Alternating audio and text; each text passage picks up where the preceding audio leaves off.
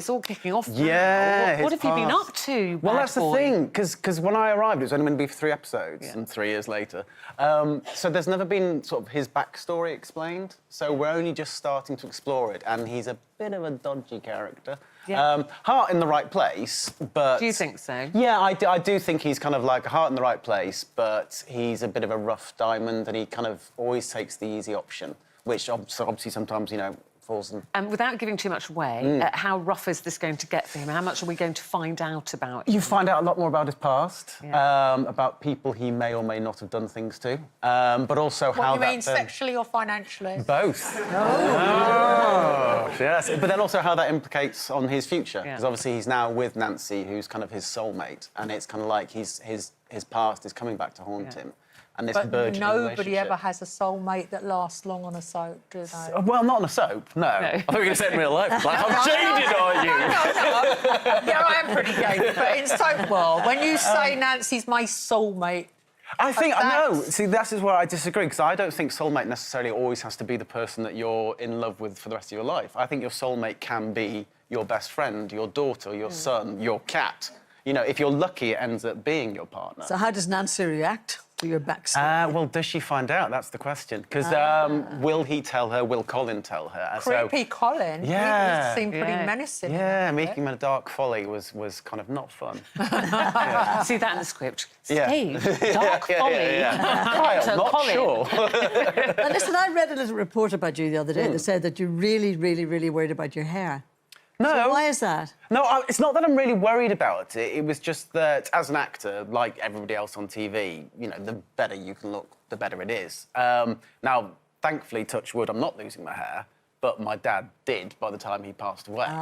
And there's this thing you can get where you basically take some medication and put a lotion on, and it stops you losing your hair. So you're thinking ahead. Yeah, it's a bit of trying to prevent it. Yeah, but it's a bit. It's interesting you talk clothes. about it though, because we have a lot of women obviously on this show who talk about the pressures. You know, actors who talk about the pressures of always looking good, and you're not even almost allowed to age as much as men.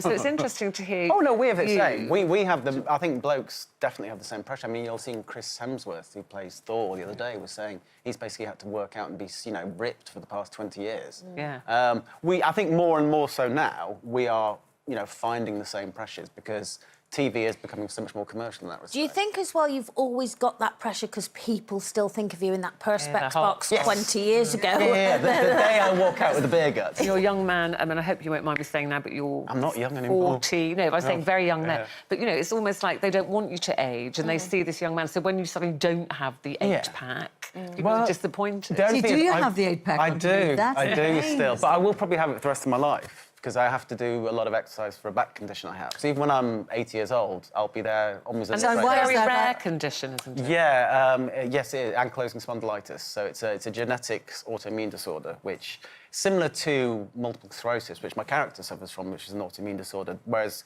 that sort of manifests in nerval damage, mine manifests in arthritic condition. So if you don't keep If I don't fit keep and moving, exercising, my spine It's a basically form of arthritis, solidifies. because I've got another kind of arthritis, not that one, where I understand exactly what you're saying. You've got to keep mobile, otherwise your joints seize up. But if you do too much exercise, then you can make them flare up as well. Yeah, but you do a lot. I mean, you run like 6 it's miles every between morning. 6 to 10 miles each morning. I hope you're not one of the people many running miles? along the 6 to towpath 10. next to me. No, Your to be honest, pointy elbows. I've now got a cross trainer in my shed. So the poor postman gets a horrific scare when he wakes up in the morning. You talked earlier about soulmates, and your soulmate is your lovely wife, Katy, who works here. Yes. And she came to interview you, didn't she? She did, that's how we met. Perk of the job. Yeah. Perk of the job, there she I is. kind of, at the age of 32, I think it was, 33 when we met, I'd become a bit kind of jaded and was kind of like, I knew I'd been dealt such a lucky hand in my career and my family. Maybe I wasn't ever going to be that one to find the love of their life. And then she came to interview me, and I literally rang my mum straight as soon as she left and said, I've met the girl I'm going to marry. Wow. You'll probably recognise Katy. Katy is a journalist working on Good Morning Britain. Yes, so she's normally out in the cold. She's also got fabulous hair, though. Every time I see her, Oh, I yeah, go, but I have to, like, go through it every morning. Do you? Yeah, yeah. I tell you what, she has a great selection of coats. She does. I buy most of them as well. That's the thing. fabulous. She goes out and gets these stupid, skimpy little things, which look great, but won't keep her warm. I'm like, no, wrap her up. So it was more or less love at first sight for you. No, it really was. I mean, I genuinely knew the second I sort of... Well, actually, no, the second I saw her, she was bending down stroking a dog, which wasn't very appropriate.